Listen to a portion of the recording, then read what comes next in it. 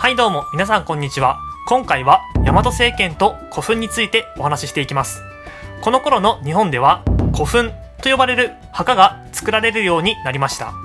古墳のことは今も日本の各地で目にすることができますので、知っている人は多いでしょう。このようなお墓が作られるようになった時代を古墳時代と言い、この頃に大和政権が成立したと考えられています。一度は聞いたことがある大和政権や古墳といった言葉ですが、説明できない人もいるのではないでしょうか。この動画で確認していきましょう。この頃の日本は倭国と呼ばれていました。倭国には文字がなかったので、当然記録もありません。だから倭国のことを知るためには国外、つまり中国王朝で記録された歴史書から倭国のことを調べる必要がありました。しかし中国大陸で大きな戦いが起きてしまい、中国王朝は倭国のことを書き記している場合ではなくなります。こうして倭国の情報は約150年間中国の歴史書から姿を消してしまったのです。この文字情報のない時代のことを日本では空白の4世紀と呼んでいます。この空白の4世紀というのは年表で見ると古墳時代の前半にあたります。文字資料がないなら遺跡や遺物など残された物質から歴史を紐解いていくしかありません。つまり考古学の出番ですね。こうしてこの頃の調査対象として上がってくるのが古墳なのです。古墳というのは古代の日本で作られていたお墓のことです。大きさには個体差がありますが、大きいものでは500メートルを超すものもあり、有名なピラミッドよりも大きい古墳もあります。クレーンもトラックもない時代にこれだけ大きなお墓を作った。それだけで葬られた人が相当な権力者だったことを想像できますね。さらに注目すべきことは、同じ形の古墳が全国各地で見つかることです。この同じ形の古墳というのが前方後円墳です。前方後円墳というと、小学生の頃に習った覚えがあるでしょう。円形と長方形が合体したような形をしている古墳のことです。周囲には堀が巡らされていることがあり、その堀のことを集合と呼びます。そんな前方後円墳は先ほども言った通り、日本の各地から見つかっています。このことから日本の広い範囲で同じ文化を共有していたことがわかるのです。この広い範囲を勢力圏としていた勢力こそが大和政権です。大和という言葉の意味はおそらく山のふもとという意味だと考えられています。ここで言うところの山というのは奈良県にある三輪山のことです。奈良盆地の山々の中でもひときわ形が整った山であり、古来から大物主の狼が鎮まる神の山として信仰の対象となっていました。この山のふもとにあった勢力だから大和政権と呼ばれるのですね。この大和政権に古墳を作る文化がありました。その文化を各地のリーダーが取り入れることによって古墳文化が広がっていったと考えられています。さて、ここで大和政権発祥の地として有力視されている纏向遺跡についてお話ししていきます。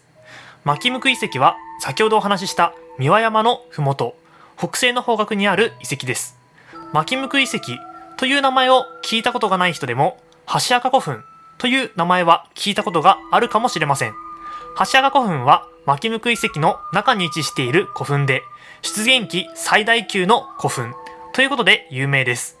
箸墓古墳だけが有名になっていますが、纏向遺跡にはそれだけでなく、巨大な溝や祭祀遺跡、さらには大型の建物跡が発見されるなど、この時期の遺跡としては他とは一線を画すことが知られています。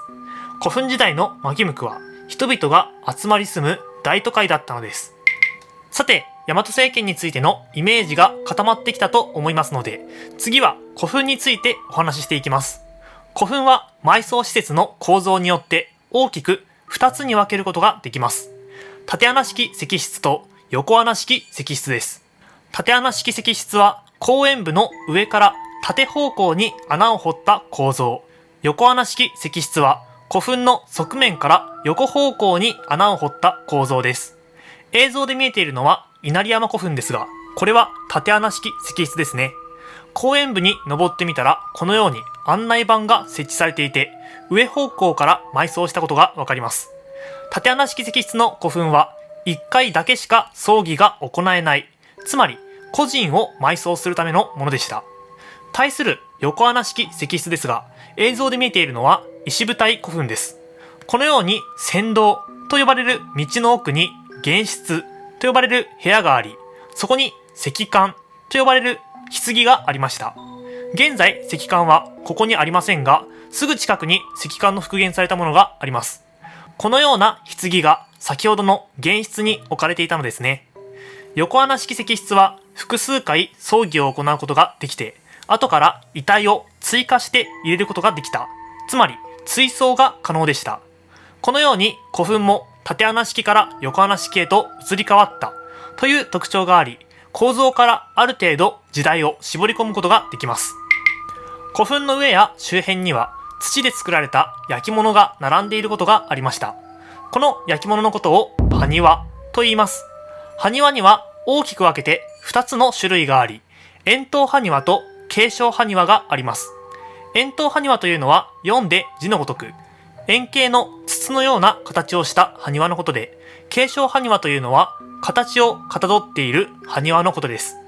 家型埴輪や人物埴輪などがこの継承埴輪に分類されます。他にも古墳の話で押さえておきたいことは三角縁心中鏡についてです。三角縁心中鏡というのはその名の通り、縁の部分が三角形の形に突起しており、心中の図柄を持っている鏡のことです。この三角縁心中鏡は一つの鋳型から作られており、同じ形の鏡が複数見つかっています。もともとは中国からもらったものを地方の支配者たちに分配していたのですが、おそらくストックがなくなってしまい、後には日本国内で作ったものを分配するようになりました。その分布の中心地は前方後円墳と同様に近畿だったので、このことからも大和政権の中心地は近畿だったと言えます。このように古墳と大和政権は密接な関係を持っており、古墳時代について知る重要な手がかりとなっているのです。